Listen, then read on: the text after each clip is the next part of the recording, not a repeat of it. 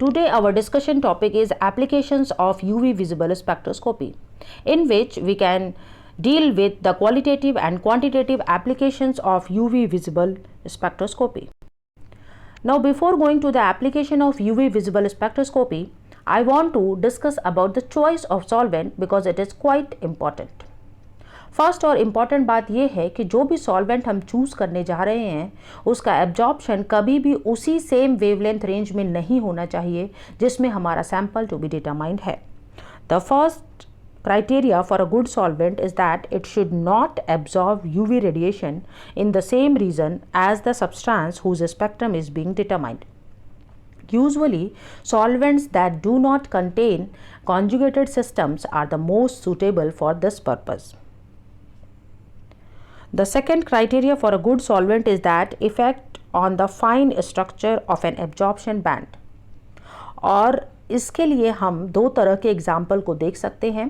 पहला non polar solvents को लेकर और दूसरा पोलर सॉल्वेंट्स को लेकर. अगर हम किसी नॉन पोलर सॉल्वेंट को चूज़ कर रहे हैं तो ये solvents does not form any hydrogen bond with the solute. As a result हमें जो भी स्पेक्ट्रम मिलता है वो नॉइजी नहीं होता है और उसमें fine structure of absorption band हमें मिलते हैं. अगर हम किसी पोलर सॉल्वेंट को चूज़ कर रहे हैं तो ये solvents can form hydrogen bonding which means they can form a solute solvent complex and as a result fine structure may disappear. That means we have to choose non-polar solvents for UV visible spectroscopy. Here in the list, some common solvents used are water, 95% ethanol, hexane are most commonly used, and other solvents which may be used are acetonitrile, chloroform, cyclohexane, dioxane, methanol, isooctane, trimethyl phosphate. These are the solvents having wavelength in between these ranges, and water, ethanol and hexane are the most commonly used solvents. We can use UV visible spectroscopy both for qualitative and quantitative analysis. Now coming to the applications, we can start from qualitative analysis. UV absorption spectroscopy can characterize those type of compounds which can absorb UV radiation, and identification is done by comparing the absorption spectrum with the spectra of known compound. For example, यहाँ पर हमने UV spectra लिया है आइब्रूफेन का, जिसमें आप 3 spectra देख पा रहे हैं. Spectra A, B and C जो 3 डिफरेंट कलर से शो हुए हैं. स्पेक्ट्रा A हमारा स्टैंडर्ड ड्रग का स्पेक्ट्रा है जिसमें हम B और C को कंपेयर कर रहे हैं जो हमारा अदर रॉ मटेरियल का स्पेक्ट्रा है. तो इस तरीके से हम स्पेक्ट्रा को कंपेयर करके अपने ड्रग को कैरेक्टराइज कर सकते हैं. कंपैरिजन के लिए हम स्टैंडर्ड स्पेक्ट्रा जो हमारे फार्माकोपियाज में दिए हैं उसको यूज़ कर सकते हैं. जो हमारा ऑब्जर्व्ड स्पेक्ट्रा हो उसको स्टैंडर्ड स्पेक्ट्रा जो हमारे फार्माकोपिया में दिया है उससे कंपेयर करके अपने ड्रग को कैरेक्टराइज कर सकते हैं. The second qualitative application is detection of impurities. And to limit the presence of impurities, we can use this UV visible spectrophotometric measurements.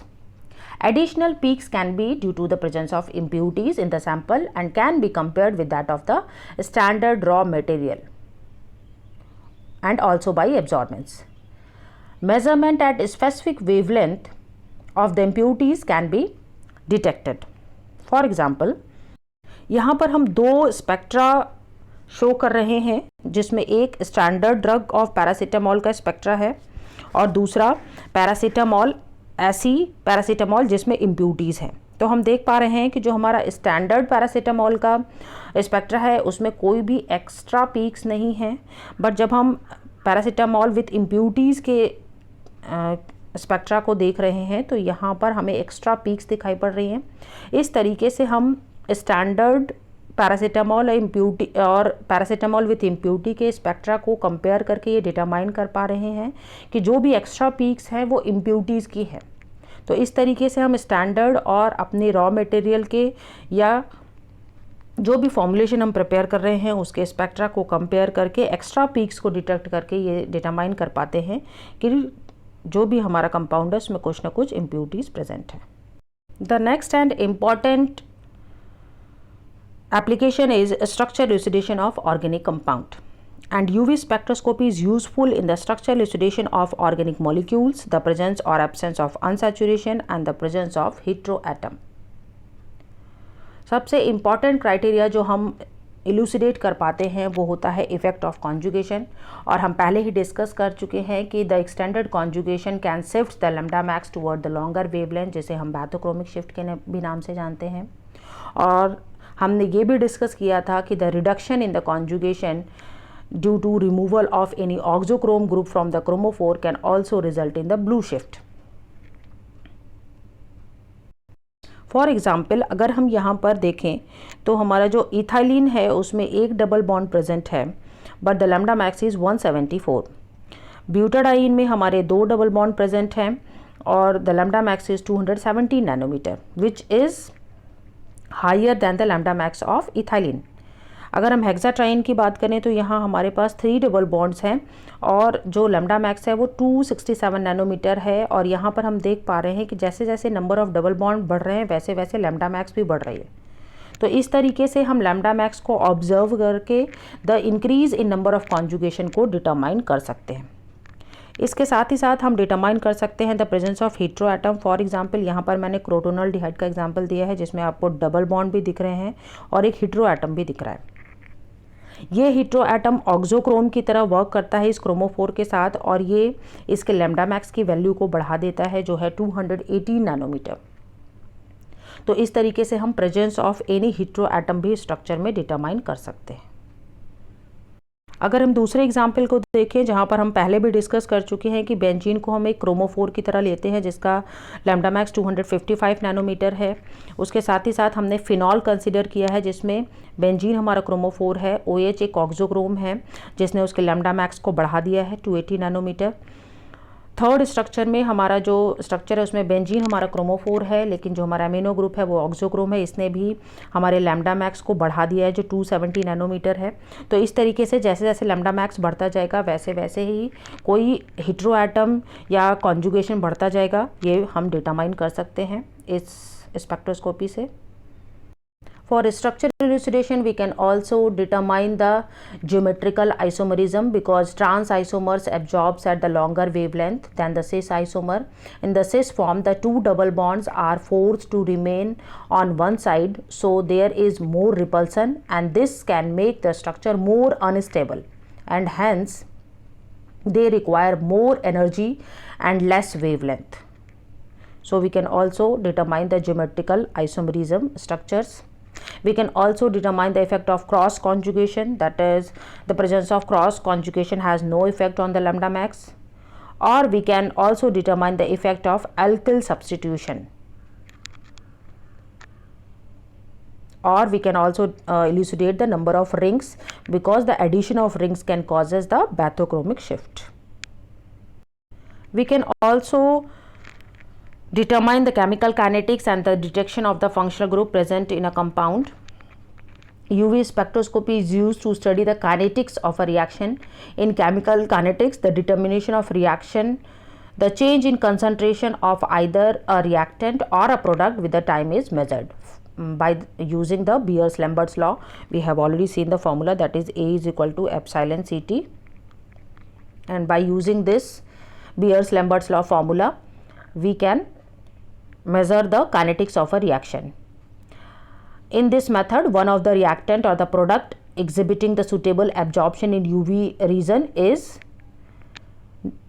not overlapped by the absorption due to the other species present, and the method is only useful for slow rate reaction. It is point to be noted that it can be, and this method can be useful for the slow rate of reaction. We can also use this technique to detect the presence or absence of a functional group in the compound. Absence of a band at a particular wavelength regarded as a evidence for the absence of a particular group, for example benzene and toluene. अभी हमने discuss किया structure इलुसिडेशन में कि अगर कोई भी alkyl group present है तो वो लैम्डा मैक्स को लॉन्गर वेवलेंथ की तरफ शिफ्ट कर देता है। फॉर एग्जांपल यहाँ पर हम बेंजीन को देख पा रहे हैं। अगर हम बेंजीन का लैम्डा मैक्स देख रहे हैं यहाँ पर वो 180 नैनोमीटर पे हमें दिखाई पड़ रहा है, बट अगर हम टॉल्विन का लैम्डा मैक्स देखने की कोशिश करें तो वो हमें कुछ यहाँ पर दिखाई पड़ रहा है जो है हमारा 260 नैनोमीटर के आसपास। तो यहाँ पर एल्किल ग्रुप के प्रेजेंस की वजह से जो हमारा लैम्डा मैक्स है वो शिफ्ट हो गया। इसके साथ ही साथ हम जो हमारा स्पेक्ट्रम है उसमें भी डिफरेंस देख पा रहे हैं। यहाँ पर हमें कोई भी डी फ्लक्चुएशन नहीं दिख रहा है, बट ये जो डी फ्लक्चुएशन हमें यहाँ पर दिख रहा है वो एक मिथाइल ग्रुप की वजह से है। तो इस तरीके से हम स्पेक्ट्रम को कंपेयर करके एल्किल ग्रुप का सब्स्टिट्यूशन देख पाते हैं।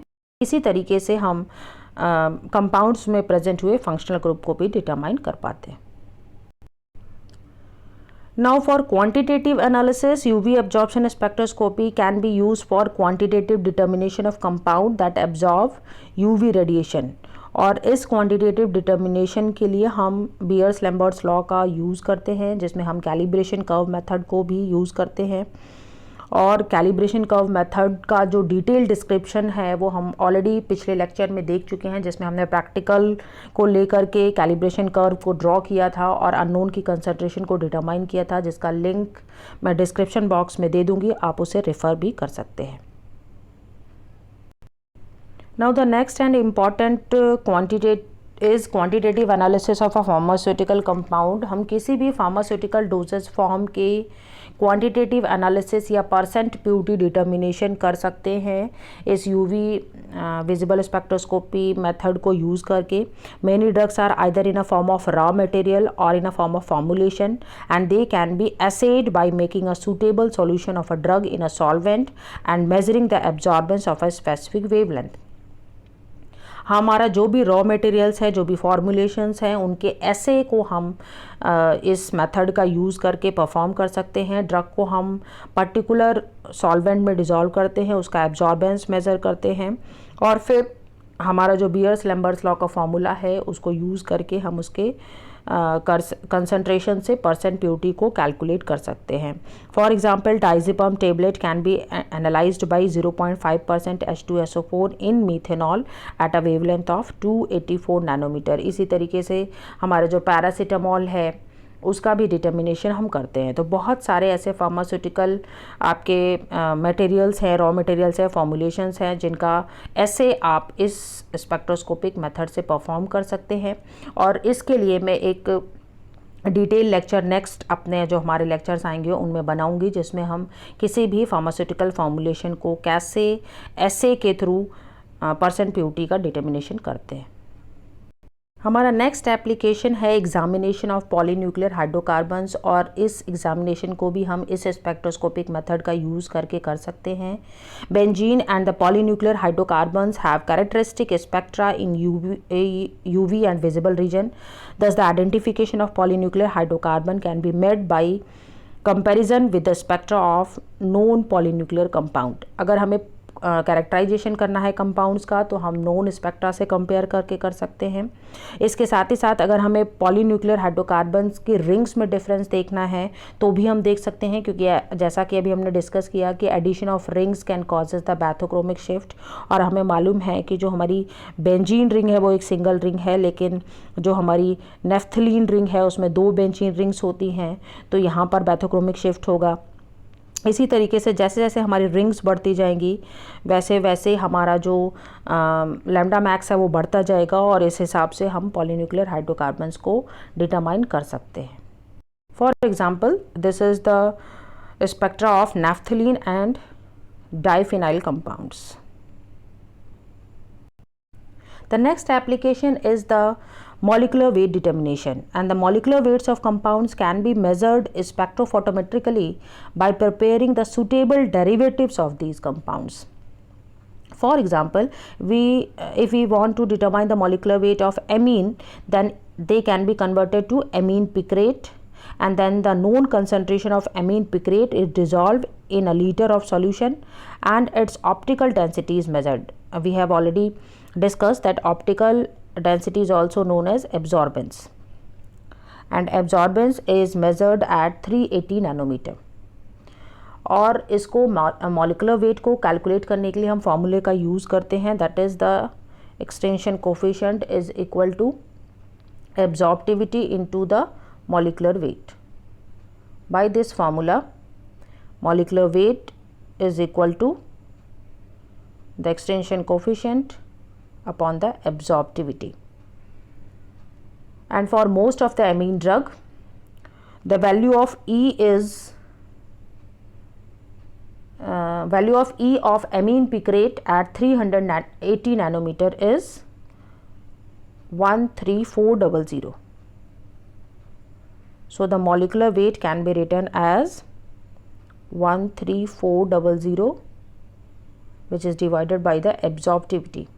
And for absorptivity, we can put 13400 divided by the absorption into Ct, where C is the concentration and T is the path length. So by using this, we can calculate the molecular weight of any compound. इन सभी applications के साथ साथ जो हमारा UV spectrophotometer है वो एक detector की तरह यूज़ होता है। हमारा जितने भी HPLC इंस्ट्रूमेंट्स हैं उसमें बहुत सारे HPLC में हमारा जो यूवी विजुअल स्पेक्ट्रोफोटोमीटर है वो डिटेक्टर की तरह यूज़ होता है। हमारे नेक्स्ट लेक्चर में हम डिस्कस करेंगे कि हम किसी भी फॉर्मूलेशन को कैसे परसेंट प्योरिटी का एस्टिमेशन करते हैं यूवी विजिबल स्पेक्ट्रोस्कोपी को यूज़ करके। And if you like this video, please do subscribe my channel right now. Just click on the subscribe button below this video.